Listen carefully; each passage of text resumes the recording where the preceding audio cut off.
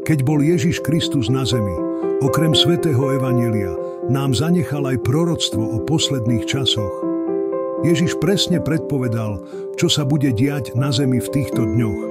A tie proroctvá sú zapísané v evanjeliách v Matúšovi 24, Lukášovi 21 a Marekovi 13.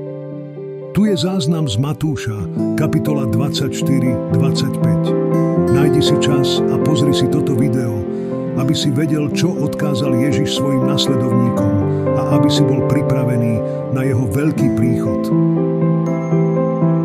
Keď sedel na vrchu Olivovom, osobitne pristúpili k nemu učeníci a riekli: Povedz nám, kedy sa to stane a aké bude znamenie tvojho príchodu a skončenia tohto sveta.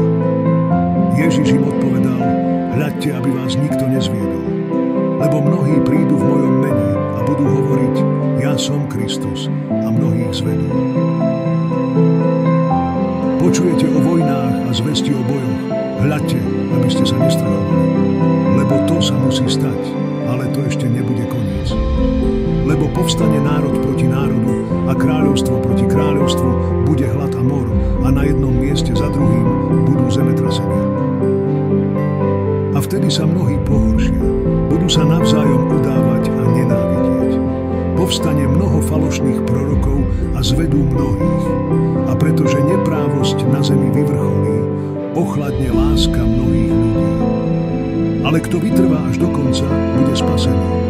Toto evanjelium o kráľovstve bude sa zvestovať po celom svete na svedectvo všetkým národom a potom príde koniec. I beda tehotným ženám a tým, ktoré budú kojiť v tie dni, lebo na zemi bude veľká tieseň a hnev spočinie na tomto národe.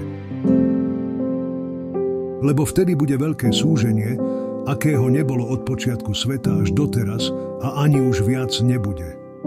A keby tie dni neboli skrátené, nikto by sa nezachránil, ale kvôli vyvoleným budú tie dni skrátené.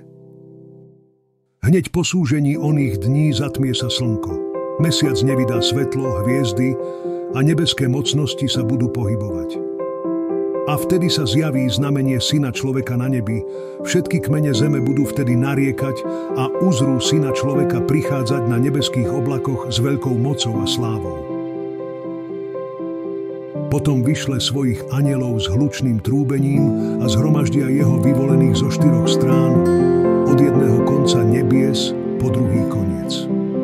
Od figovníka sa učte podobenstvo. Keď mu ratolesť mladne a lístie pučí, viete, že je leto blízko. Tak aj vy, keď uvidíte všetko toto, vedzte, že je ten deň blízko, pred dvermi. Veru vám hovorím, nepominie sa tento vek, dokiaľ sa všetko toto nestane. Nebo a zem sa pominú, ale moje slová sa nikdy nepominú. No o tom dni a o hodine nevie nikto, ani nebeskí anjeli, ani syn, ale jedine Otec. Lebo ako bolo za dní Noácha, tak bude pri príchode Syna človeka. Ako totiž v dňoch pred potopou jedli a pili, ženili sa a vydávali až do toho dňa, keď Noách vošiel do korábu a nič nespozorovali, až prišla potopa a zmietla všetkých, tak bude aj pri príchode Syna človeka. Vtedy 2 budú na poli, jeden bude vzatý, druhý ostane. 2 budú mlieť na mlyne, jedna bude vzatá, druhá ostane. Preto bdejte, lebo neviete, v ktorý deň príde váš Pán. Uvedomte si, keby hospodár vedel, o ktorej nočnej stráži príde zlodej, bdel by a nedal by sa mu vlámať do domu. Preto aj vy buďte pripravení, lebo Syn človeka príde v hodinu, o ktorej sa nenazdáte. Kto je teda verným a rozumným sluhom, ktorého Pán ustanovil nad svojou čeľaďou, aby jej načas dával pokrm? Blahoslavený sluha, ktorého Pán pri svojom príchode nájde tak robiť. Veru vám hovorím, že ho ustanoví nad celým svojim majetkom. Ale ak by si ten zlý sluha pomyslel, môj Pán ešte nepríde a začal by byť spolusluhou, jedol by a pil s opilcami, príde Pán toho sluhu v deň, keď sa ani nenazdá, a v hodinu, o ktorej nevie, rozpoltí ho a s pokrytcami určí mu podiel.